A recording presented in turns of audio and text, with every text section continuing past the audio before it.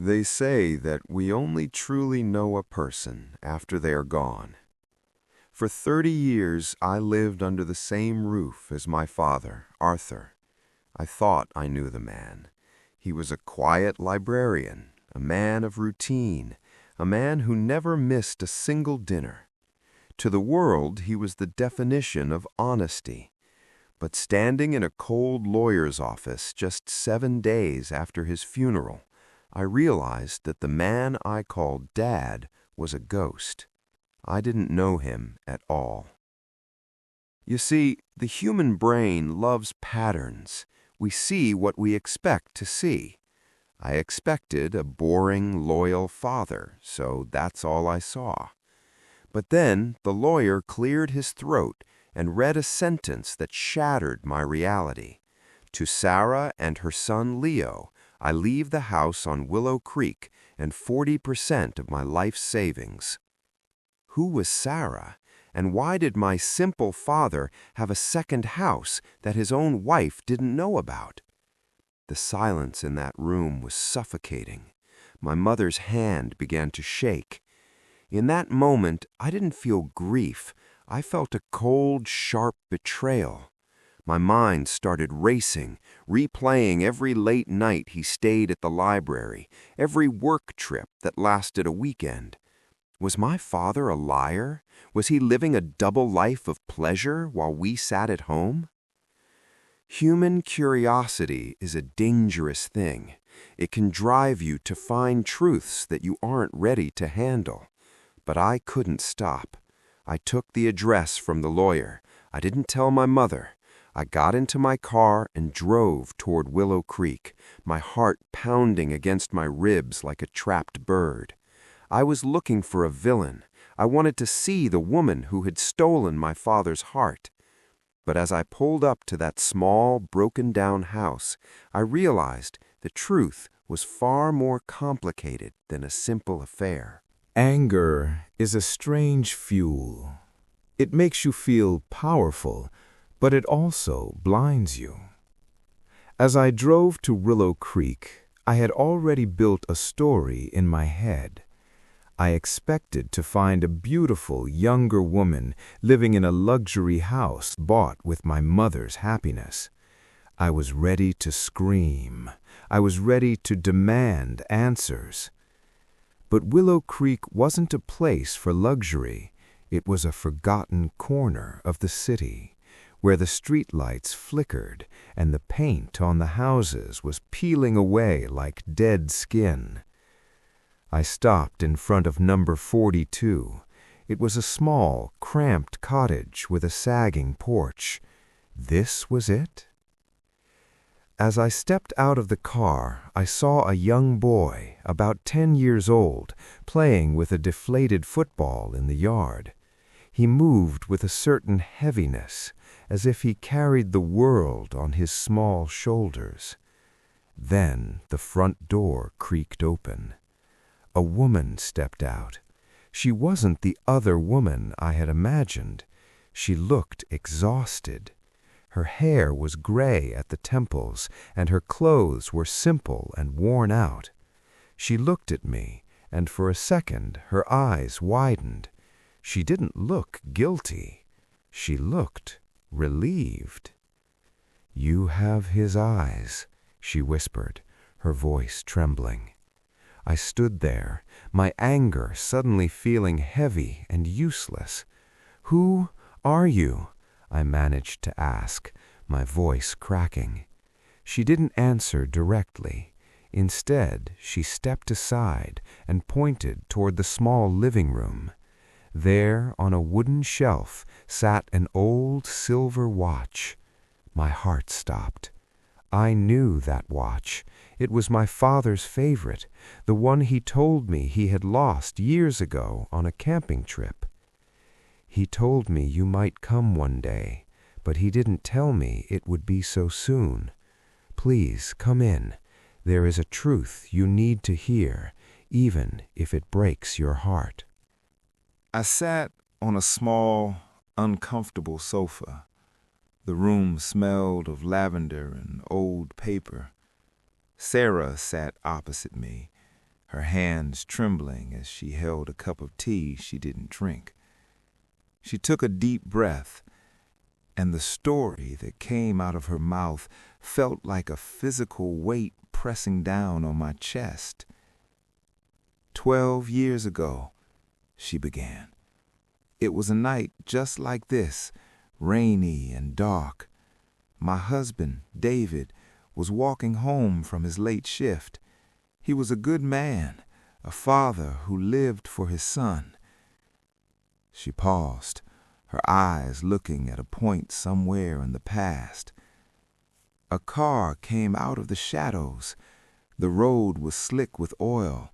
The driver didn't see him until it was too late. My breath hitched. I knew where this was going. The driver was your father, she said, her voice barely a whisper. It was an accident. The police said the visibility was 0. There were no charges. But your father, he couldn't accept that. He stayed at the hospital until David took his last breath. And then he looked at me and Leo, who was just a baby then, and he made a silent vow. The room felt cold. I remembered that night 12 years ago. My father had come home late, his clothes soaked, his face as white as a sheet. He told us he had a flat tire and felt unwell. He didn't speak for a week. I thought it was just work stress. I didn't know he was carrying a corpse in his heart. He didn't just give us money, Sarah continued. He became our shadow. He fixed our roof. He bought Leo's school shoes.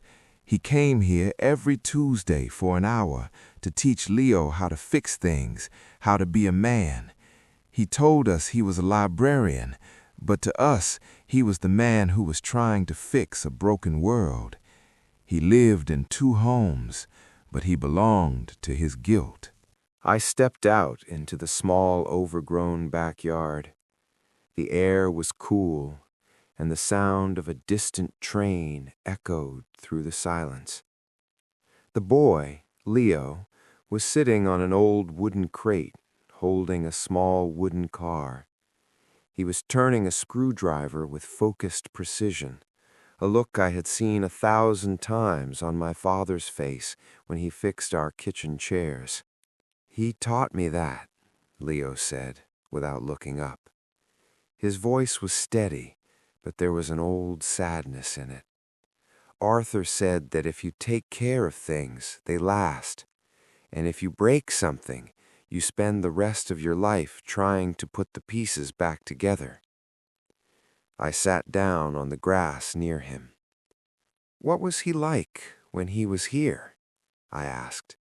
It felt strange to ask a stranger about my own father. Leo finally looked at me. His eyes were clear and intelligent. "He was a talker," the boy said, with a small smile. I froze. My father? A talker? At our house, we could go an entire dinner with only 3 sentences spoken. He told me stories about the stars. He told me about the books in the library. He taught me how to tie a knot and how to look a man in the eye. He used to say that his own son was a great man, that he was proud of him. But he always looked sad when he said it, like he was keeping a secret that was too heavy to carry. The realization hit me like a physical blow. My father wasn't cold. He was exhausted by his own guilt. He couldn't be the happy father at home because every time he looked at me, he saw the life he had preserved, and every time he looked at Leo, he saw the life he had destroyed. He was trying to balance the scales of a debt that could never be fully paid. The drive back home felt longer than the journey there. The city lights were a blur of yellow and white, reflecting off the wet pavement. My mind was no longer a storm of anger. It was a heavy, quiet ocean. I thought about the man I had lived with for 30 years. I realized that my father didn't live a double life for pleasure. He lived a double life as a prison sentence. Every time he bought me a gift, he probably felt the ghost of Leo's father watching him. Every time he sat in silence at our dinner table, he wasn't being cold.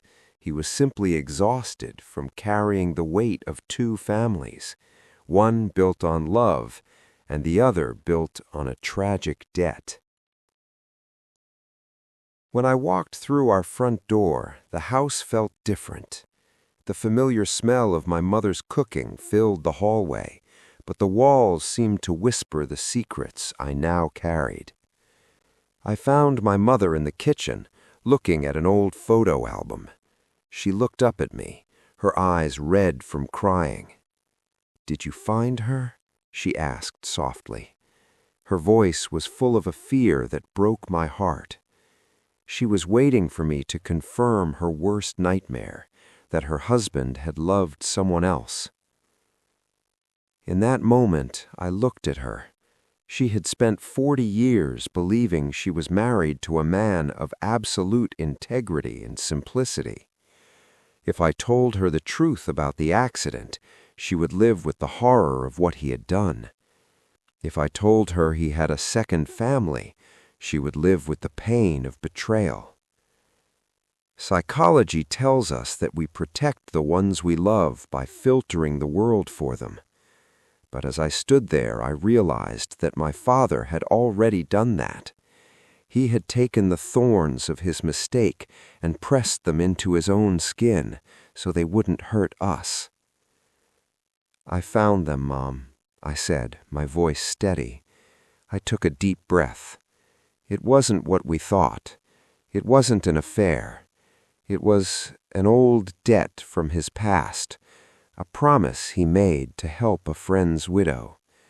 He was just being the man you always knew he was, a man who kept his word. My mother believed me.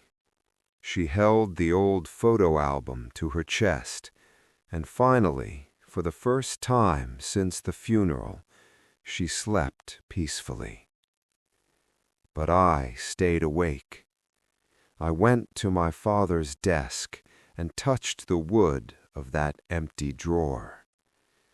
I realized that my father had left me more than just money or a house.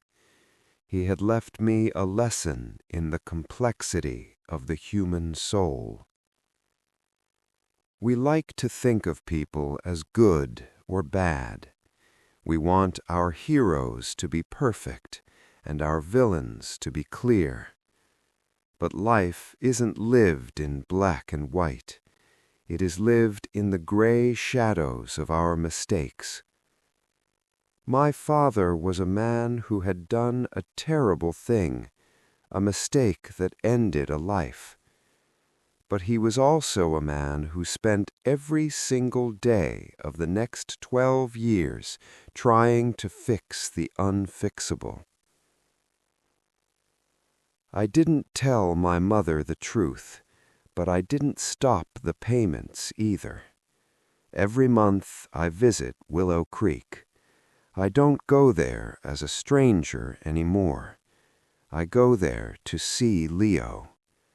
I've started teaching him the things my father didn't get to finish: how to drive a car, how to navigate the world. Sometimes when the sun is setting, I look at the old silver watch on Leo's wrist, and I feel my father's presence. I don't feel the coldness anymore. I feel the warmth of a man who loved so deeply that he was willing to suffer in silence to protect us all. We all carry secrets. Some secrets are meant to hurt, but some are meant to heal. My father died with a heavy heart, but I will live with an open one, because I finally understand that a man's worth is not measured by the mistakes he makes, but by the lengths he goes to make things right. I am Arthur's son, and for the first time I am proud of the silence he kept, because behind that silence was a love stronger than guilt.